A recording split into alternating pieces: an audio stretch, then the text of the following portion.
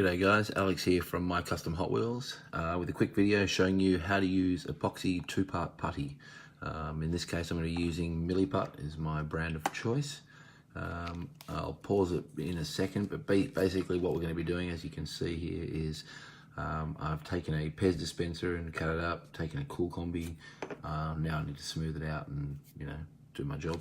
So what epoxy putty basically comes in two parts here.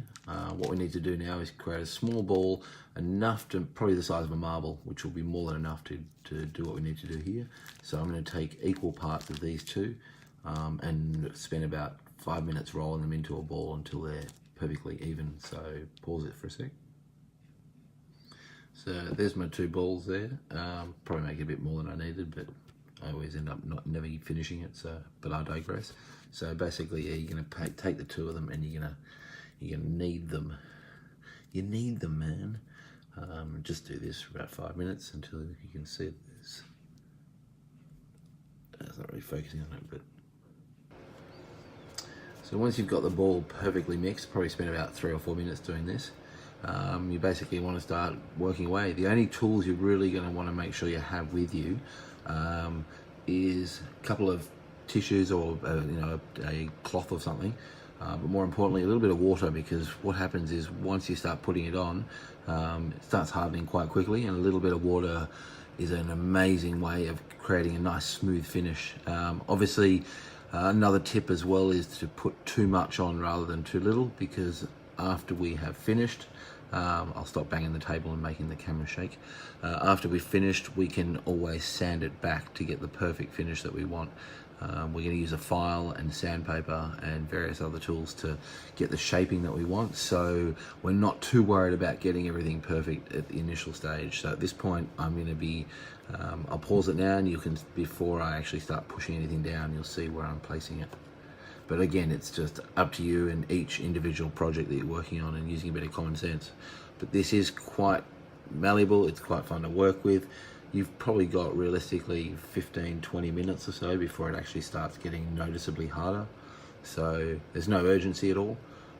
Again, so I'll press pause now and come back to you in a sec. I don't know if you can see it now. This, every time I'm trying to bring it close, it doesn't seem to want to focus on the... Technology sucks. So basically what I've done is I've gone too thick around the outside. It's unfortunate that the camera is not focusing, because what I wanted to show you is it's quite rough, and I've dipped my finger in water, and by just rubbing my finger around and getting it all wet, it actually gives it a nice smooth finish. And as I said, you still want to go bigger than you need to, so you're going to have to do some filing down, but it just means that overall it's got a much smoother finish, and probably save you a good half an hour of work at the other end. I mean, as much as I say try to do too much, what I tend to do actually is go as thin as possible around the areas where I don't intend on having anything. So for example, here where the Kombi's meeting the face, I don't want to put much, because I want to maintain the shape of the Kool Kombi. I don't want to lose that shape, so I don't want to spend 10 minutes at the other end of the job filing away all this extra stuff. So I try to get rid of it all now, as you're seeing me do, and yeah, and then I'll be able to show you the finished result. So again, this is really annoying that it's not focusing. I'll put it back here, you can sort of see the finish. I'll just pause it again and come back to it and try and fix this bloody video.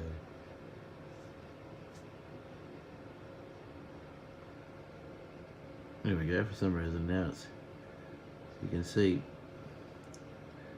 that's probably the side. This side here is a good example. I've gone a bit too much around the cheeks and the join, so I can sand it back, but apart from that the edges are pretty thin and crisp.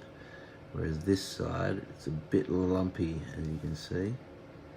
So what I'm going to do is I'm going to take that down a bit. I'm going to pause it now and take it down.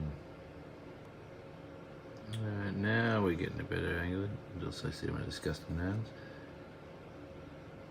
So that's basically what you want it to look like.